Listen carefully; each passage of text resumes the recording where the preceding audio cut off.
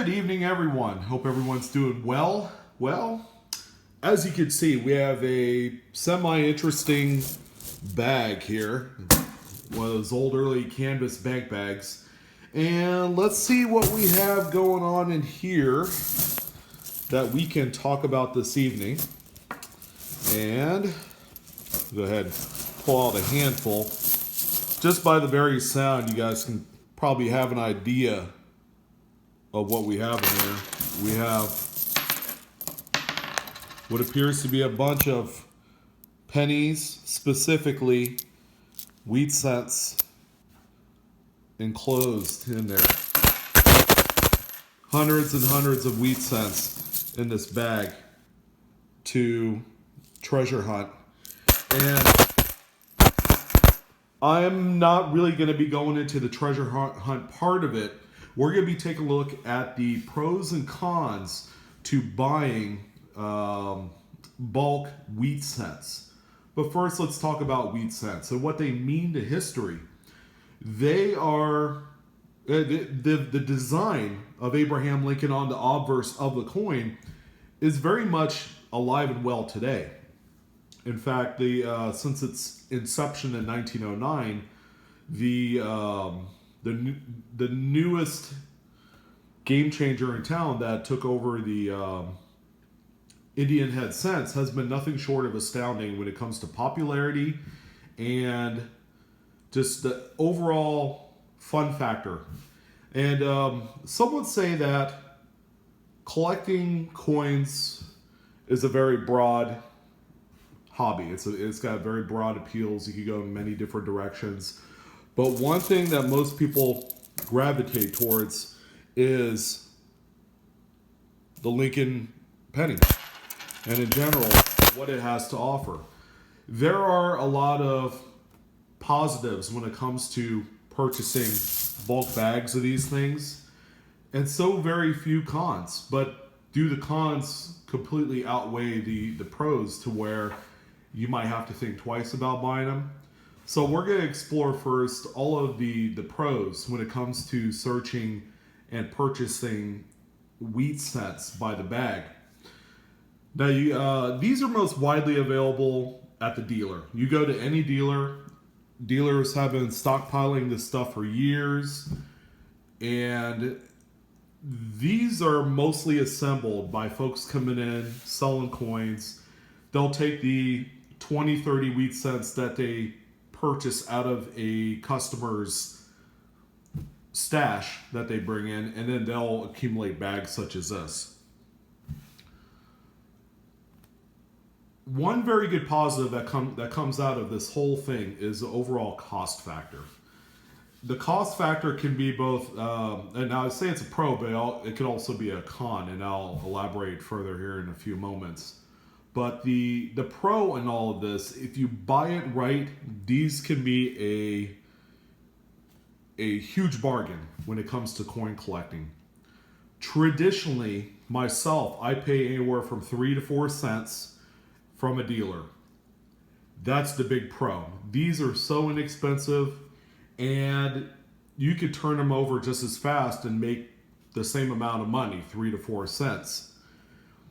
The one con about all this is if you get a hold of some and you pay too much, and anywhere 5 cents and over would be way too much. And most dealers would sell these by the bag, of course. Okay, you could buy a bag of 5,000. They would charge you $250 a bag. That would bring them at 5 cents per. And then when you go to resell them after you've cherry picked the what out of it, you'd be lucky to get 3 to 4 cents. So you'd be losing money. Therefore, I don't know. Most people go through these just to cherry pick the varieties and to keep them in a collection.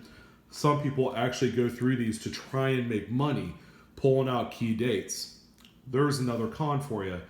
By the time you get to these from a dealer, more than likely, 2 things are going to happen. So all the ones I've pulled out so far, I don't know if you've seen kind of a recurring theme in all of this, but if you were to look through this here, what's the one thing that's missing? It's a very prominent date in U.S. coin history. And that would be that these are missing steel cents. So the steel cents per piece sells for about 10 to 20 cents each. Any good dealer would pull out all of the steel cents, and more than likely they'll go through and pull out all of the key dates, the major players, like the 1909 VDB. If there's any 22 planes, they'll pull that out. 14D, 1910S, 11S, 31S, 24D. A lot of the usual suspects. So the chance of finding anything that's worthwhile in this from a key date perspective is going to be very low. So that's one thing that you need to take into consideration if you wanted to jump into, say, buying bulk wheat cents. Now, I've been doing it for years. And here's the thing. I'm not the only one that's doing it. So that's a problem. These hordes of wheat cents that you get at a dealer might very well be searched through, unfortunately. That's just the nature of the hobby. Guys go and pick these up, and then they turn around and sell them when they're all done with it. And there's probably a reason why they're being sold for 3 to 4 cents, and dealers will buy them back at 2 cents. So that's just the overall economics of the way buying and selling bulk any coin works. So a lot of positives. One thing I will say about these wheat cent bags that is more the case than ever is that they're really not searched out when it comes to the varieties. Varieties has come into its own here in the last 5 years. I've purchased many bags to where there's no key date anything in there, but there's a ton of repunchment marks. There's a bunch of double dies, especially a lot of the non-red book varieties are going to be well represented in these bags. So from a bang for the buck point of view of this whole thing, it's great. Okay, that's if and only if you're into that sort of thing. From an investment standpoint, hoarding tons of these wheat cents is a poor decision. They're not going to be worth a whole bunch more, say 10, 20 years down the road. They're all going to be worth about the same, because the more and more that people get into coin collecting, especially a lot of the younger numismatists, and they start searching and they start pulling out and cherry picking all of the varieties, there's going to be less quality product out there. So this is a great short-term hobby type thing. By no means should it be an investment. It's not, the returns isn't there. Even finding a really nice error variety won't make it happen for you. But if we were to look at the other types of coins that you could buy in bulk, for example, Buffalo nickels, you could buy them in bulk. You could buy them by bags of like 200,000, whatever. You look at any denomination higher, so a lot of the like silver dimes, quarters, and half dollars. Investment standpoint, they're okay. I mean, they're not pure bullion. They're 90%. When it comes to going through wheat cents is a huge bargain compared to some of those other ones. Buffalo nickels is expensive right now, just to try and buy a bag full. But we've explored a few pros and cons. Again, the pros are inexpensive when you want it to be. Okay, a con is it could be way too much. You gotta be careful about the price that you pay for these. Lots of varieties to be had. Quick liquidity. Yeah, you could sell this real easily after you're done going through it. Con wise, not a huge investment type of vehicle, not by a long shot. A lot of the key dates have been pulled out, and the possibility exists that you could overpay for these things. So again, please be careful. So with all of those factors in mind, I would say I give hunting bulk wheat cents a really solid grade of a B.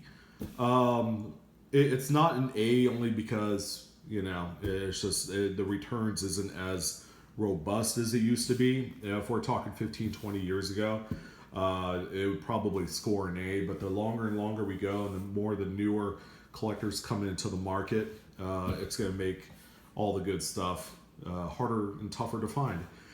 So those are that's just buying bulk weak cents at a glance.